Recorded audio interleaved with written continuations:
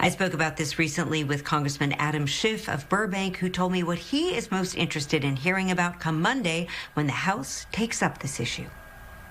I'd like to hear that he's going to put back in line the sorting machines that he took offline, that he's going to restore the blue postal boxes wherever they were taken from, and that he's going to ask Congress for the resources the Postal Service needs to make sure that we can timely deliver the mail and we can timely deliver ballots during the election. The Postal Commission has asked us for the $25 billion that we have put in the HEROES Act and are going to be taking up again on Saturday. But it would be nice if the Postmaster General were actually advocating for the Postal Service instead of what it has appeared to be the case, which is doing the president's work, the dirty work of trying to slow down the Postal Service, to discourage people voting by mail. And bear in mind, this is somebody who started out with a profound conflict because he is an owner in part of some large shipping interests. So I think he's a poor choice and should step down. But if he's going to stay, these are the steps I think he needs to take.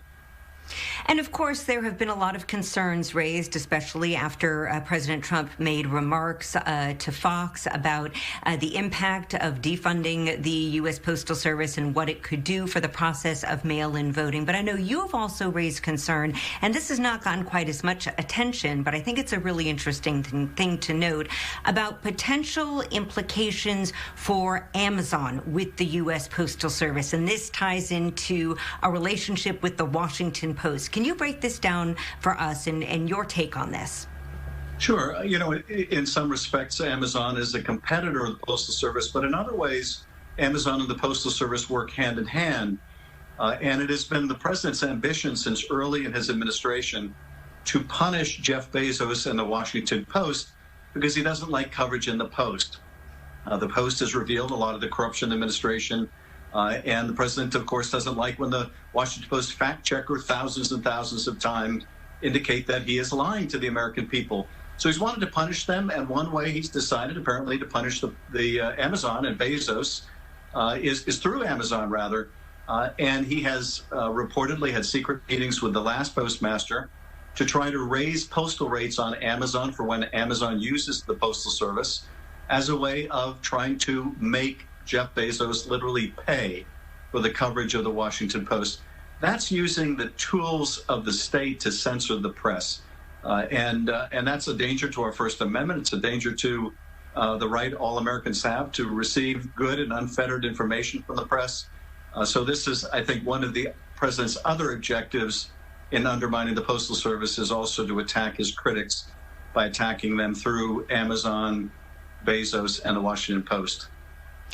Some experts have noted when it comes to charges that President Trump is trying to alter the course of the election by withholding funding from the U.S. Postal Service, that it would just be very difficult to do that, right? Because you would have to really just reduce the amount of voting among certain demographics. And if you're reducing the Postal Service in and of itself, that might be tricky to do.